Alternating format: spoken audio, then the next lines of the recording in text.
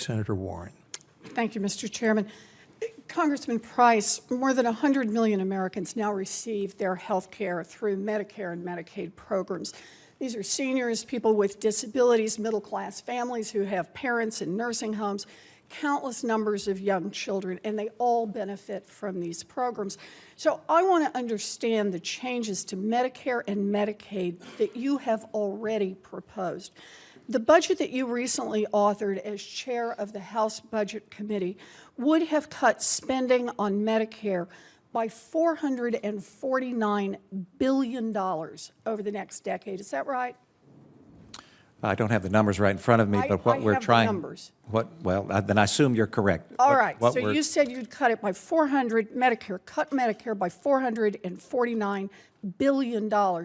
Your FY17 budget proposal also would have cut Medicaid funding that goes to the state governments by more than $1 trillion. Is that correct?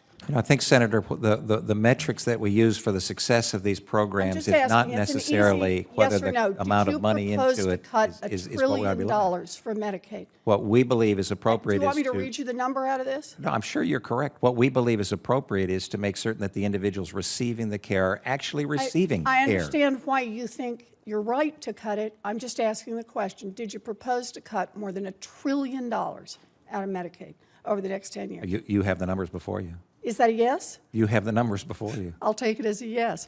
So, as I'm sure you're aware, during his campaign for president, President-elect Trump was very clear about his views on Medicare and Medicaid. As Senator Sanders has quoted extensively, President-elect Trump said, I am not going to cut Medicare or Medicaid. Now, when President-elect Trump said, I am not going to cut Medicare or Medicaid, do you believe he was telling the truth? I believe so, yes. Yeah, okay.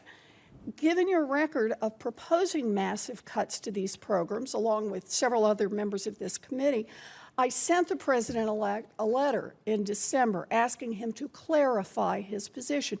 And he hasn't responded yet, so I was hoping you could clear this up. Can you guarantee to this committee that you will safeguard President-elect Trump's promise, and while you are HHS Secretary, you will not use your administrative authority to carry out a single dollar of cuts to Medicare or Medicaid eligibility or benefits? What the question presumes is that money is the metric. In my belief, yes, from a scientific standpoint, if patients aren't receiving care, even though we're providing the resources, then it doesn't work for patients. I'm sorry to interrupt, but we're very limited on time. The metric is money. And the quote from the President-elect of the United States was not a long discourse on this. He said he would not cut dollars from this program. So that's the question I'm asking you. Can you assure this committee that you will not cut $1 from either Medicare or Medicaid should you be confirmed to this position? Senator, I believe that the metric ought to be the care that the patients are receiving. Take that as a no? It's that's the wrong metric. Well, we ought to be putting forth the resources. I'm not asking you whether or not you think you have a better metric. I'm asking you a question about dollars. Yes or no? What we ought to do is put forward the resources in order to take care of the patients. These are really simple questions. And frankly, the millions of Americans who rely on Medicare and Medicaid today are not going to be very reassured by your notion that you have some metric other than the dollars that they need to provide these services.